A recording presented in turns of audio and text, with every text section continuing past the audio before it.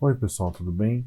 Nesse vídeo eu vou falar um pouquinho sobre a teoria do flow e como a gente pode utilizar essa teoria tanto no game design como no level design. A teoria do flow ela foi desenvolvida por esse senhorzinho aqui, que tem um nome um tanto quanto difícil de pronunciar. Seria Mihaly Csikszentmihalyi. Ele desenvolveu essa teoria do flow e a gente vai tentar entender um pouquinho aqui sobre como é que era a pesquisa dele. O Mihaly ele, como vários outros pesquisadores até na época, faz pesquisa muito na área de psicologia, né? E a área de pesquisa dele é entender o que é bom na vida, fazendo aquela pergunta, what's good life? Que é o que seria uma vida boa? Ele encontrou, nessa pesquisa dele, uma relação entre a felicidade, o que seria a felicidade para a pessoa, e o estado de fluxo, que é a base da teoria dele, né? Que seria a teoria do flow, ou teoria do fluxo. Então vamos lá. Ele definiu como uma atividade de desafio que requer habilidade, ou seja,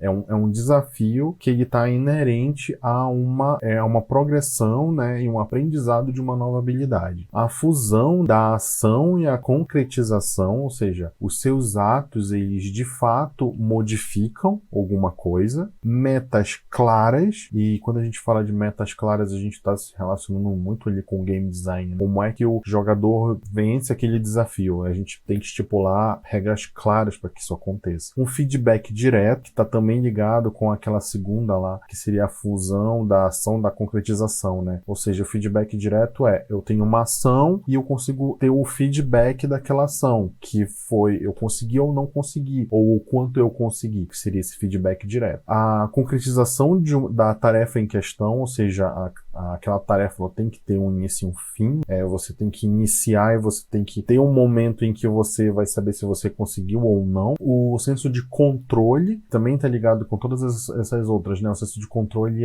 as minhas ações, elas realmente modificam alguma coisa. A perda da consciência, a perda e a transformação do tempo, as duas são muito similares, que é aquele momento em que você esquece de olhar a hora no relógio, você passa várias horas ali e você tem aquela perda da consciência de que o tempo está passando, né? Você está totalmente ligado ali. E aí vem um ponto importante, que nem todos esses componentes, eles precisam estar necessariamente ligados a esse momento do fluxo. Ou seja, existem diversos momentos na vida da pessoa que ela enfrenta, que ela se encontra em estado de fluxo, mas que não necessariamente ela tem essas 8 características acontecendo. Um exemplo muito bom disso é, por exemplo, quando você está assistindo um filme ou uma série que você gosta muito, você está extremamente imerso. Quando você está nesse momento em que você está mega imerso ali, você também não vê o tempo passar, você tem essa transformação de tempo, você vê, por exemplo, feedbacks diretos, né? Ou seja, ações das pessoas ali no filme, na série, acontecendo e tendo uma concretização e tal, meio que você está como um espectador, você não está de fato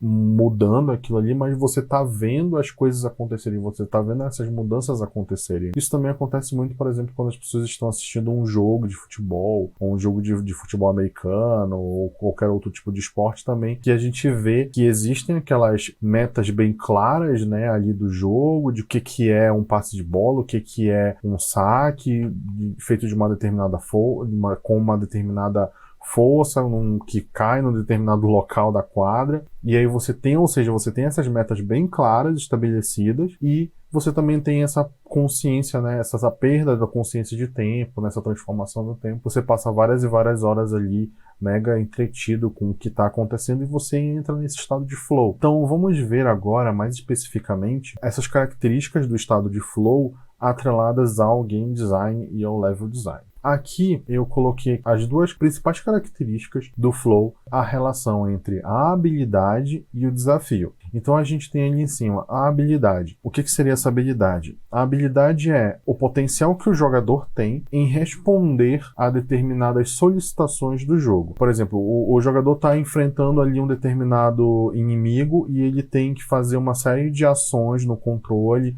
de defender, de bater, de conjurar magia. Todas essas habilidades dele prestar atenção no que está acontecendo no jogo e responder no controle, isso é uma habilidade. Então, dentro dessas habilidades, a gente tem duas grandes zonas em que essas habilidades são construídas. A primeira, a maior de todas, seria os tutoriais ou o aprendizado. Obviamente está ligado ao level design. Fazer com que o jogador aprenda essas habilidades, ele aprenda o que ele tem que fazer, está ligado a esses tutoriais, que são vários tipos, né, de aprendizagens que a gente pode promover no jogo, que estão ligados ao level design. Por outro lado, as habilidades também, elas estão ligadas mais intrinsecamente, mais em base, né, ao game design, que justamente cria e desenvolve as dinâmicas de jogo. Ou seja, você, como um game designer, você vai detalhar as mecânicas que esse jogo vai ter. E, por outro lado, o level design, ele vai ensinar para o jogador como ele usa essas mecânicas, beleza? O outro ponto é o desafio. O desafio, ele precisa sempre estar ligado ao enredo do jogo. Esse enredo do jogo, ele está ligado também lá à história e ao todo o lore ali do game design, que é o porquê o jogador está jogando aquilo ali. Qual é o objetivo dele naquele momento ali do jogo? Ele tá, sei lá, procurando por vingança, por exemplo. Então, essa busca da vingança, ele está ligado ao enredo da história e essa busca é um desafio. Ele é um desafio que o jogador impõe a si mesmo, né? Ou ele embarca com o enredo do jogo nesse desafio. E pelo lado do level design, esse desafio ele precisa estar ligado às recompensas que o jogador tem ao longo do jogo. Por exemplo, uma outra coisa também que está ligado muito às recompensas são as dificuldades que devem estar ligadas também ao desafio. Por exemplo, se eu tenho uma coisa, se uma determinada missão ela é uma missão muito importante para a história. Ela precisa ter um desafio à altura. Esse desafio à altura, ele está muito ligado também ao level design, de fazer com que esse desafio seja um desafio realmente difícil para o jogador, seja uma coisa que ele sinta a dificuldade ao enfrentar aquele desafio, e que o desafio desse level, ou seja, o que ele vai conquistar lá no final, seja uma recompensa muito importante para o quê? Para a história e para o enredo, beleza? Então, vamos pensar agora, assim, um pouco como a gente pode implementar isso, como a gente pode fazer isso acontecendo dentro do jogo. Existem várias formas de implementar o level design dentro de uma ideia de jogo. A primeira delas, e a mais importante, seria projetar as dinâmicas e levels de dificuldade. Ou seja, o que seria projetar essas dinâmicas? Seria em que, logo no começo, o jogador enfrenta inimigos mais fáceis do que quando ele está lá no final. Ele vai tendo essa progressão de dificuldade dos inimigos. Tá, então como a gente pode fazer isso no jogo? A gente tem basicamente duas estratégias principais. Uma é projetar as dinâmicas e levels de dificuldade, ou seja, você coloca os levels mais fáceis no começo e os levels mais difíceis no final. É basicamente isso. Ou implementar o que é conhecido como DAA, ou Dynamic Difficulty Adjustment, que seria fazer com que os levels fiquem mais difíceis conforme a progressão do jogador. Um exemplo disso seria aqueles jogos, por exemplo, tipo Tetris. O Tetris, ele vai aumentando a velocidade com que as pecinhas caem de acordo com o level em que o jogador está, ou seja, ele aumenta um padrão do jogo para que o jogo fique mais difícil. Também tem outros jogos, tipo Infinite Run, né, que cada vez mais o personagem, né, que está correndo, ele corre cada vez mais e mais e mais rápido, e aí o jogador ele precisa reagir de uma forma mais rápido. Só que essas duas características elas podem aparecer de diversas formas no jogo. E a gente vai ver até um pouco isso num outro vídeo. Agora vamos dar uma olhada aqui nesse gráfico que foi produzido lá pelo Mihaly, Csikszentmihalyi. A gente tem aqui a relação entre a habilidade e o desafio. Da seguinte forma, em que ele fala aqui, se o desafio é baixo e a habilidade é baixa, a pessoa, né, ele entra num estado de apatia e de tédio. E se você tem uma habilidade alta e um desafio baixo, ele entra no na parte de controle. O controle é o que muitas vezes a gente quer que aconteça logo no início do jogo. A gente quer que o jogador ele tenha um certo estado de controle do jogo, de entender o que ele... E a gente coloca os desafios e ele consegue superar esses desafios sem muita dificuldade, né? Ele sente que a habilidade que ele tem é uma habilidade ok para aquele desafio que a gente está colocando. Mas que o nosso objetivo é, com uma habilidade alta e um desafio alto, chegar aqui no estado de flow, que seria aquele estado em que a pessoa, né, percebe o tempo, não percebe o tempo passar. Seria o nosso objetivo como criando um level design, um game design de um jogo. E por outro lado, obviamente que se ele tiver uma habilidade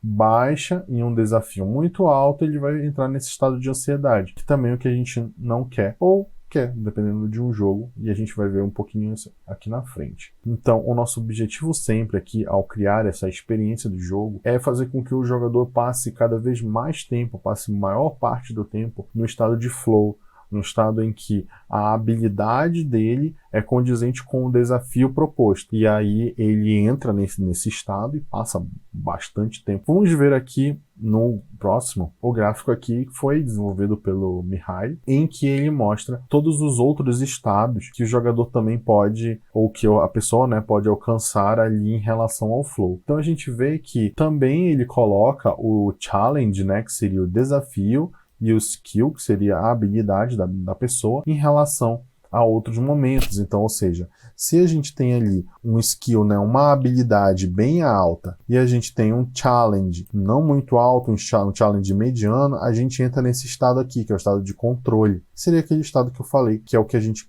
quer que o jogador faça bem no iniciozinho do jogo. Se o desafio ele não é tão grande, ele é baixo, né, e a habilidade do jogador ainda continua sendo alta, a gente vê aqui que ele pode entrar nesse estado de relaxamento ou nesse estado de boredom, né, que seria chato ou chatice. Ou seja, o nosso objetivo como game designer ou level designer, ao desenvolver um level, é sempre fazer com que o jogador passe desse estado de controle, desse estado de arousal, né, que seria felicidade ou excitação, que ele perpasse por esses dois locais aqui. Nesse momento que ele perpassa um e outro, ele passa pelo flow, que seria esse estado que a gente precisa, que a gente está querendo como objetivo ali no nosso jogo, beleza?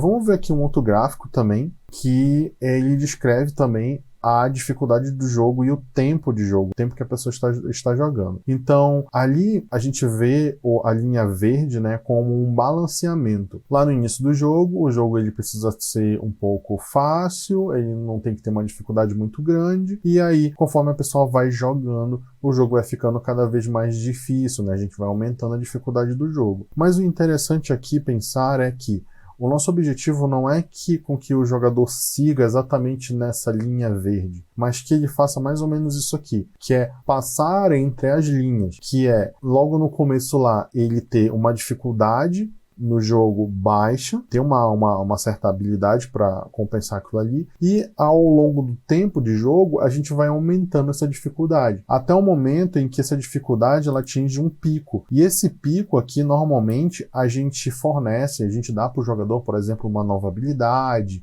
a gente dá um novo item, ou alguma coisa que faça com que o gameplay dele, né, a experiência de jogo dele fique mais fácil, entre aspas, ele sinta essa facilidade por conta até das habilidades que ele já adquiriu, e aí a gente volte, né, para esse estado aqui de relaxamento, esse estado aqui em que o jogo está um pouco mais fácil. E a gente faça isso acontecer em diversos momentos do jogo, né? A gente vai aumentando a dificuldade até que ele consegue conquistar uma determinada coisa, uma determinada arma, ou armadura, ou sei lá, que faça com que esse jogo fique mais fácil, mais legal, que fique mais divertido, muitas vezes até mais divertido para ele, que faça com que ele passe, né, mais e mais tempo jogando. Então, através dessas mudanças de dificuldade no jogo é que a gente vai fazer com que o jogador entre nesse estado de fluxo. Vamos ver aqui também algumas outras possibilidades disso acontecendo ainda também no estado de fluxo. Então, a gente tem aqui a relação também entre o challenge, que seria o desafio, e as habilidades do jogador, fazendo aquilo que eu mostrei no outro gráfico, que é dando essas variações de desafio e habilidade. E aqui a gente obviamente vê que quando a gente aumenta muito o desafio, ele vai para essa parte de ansiedade,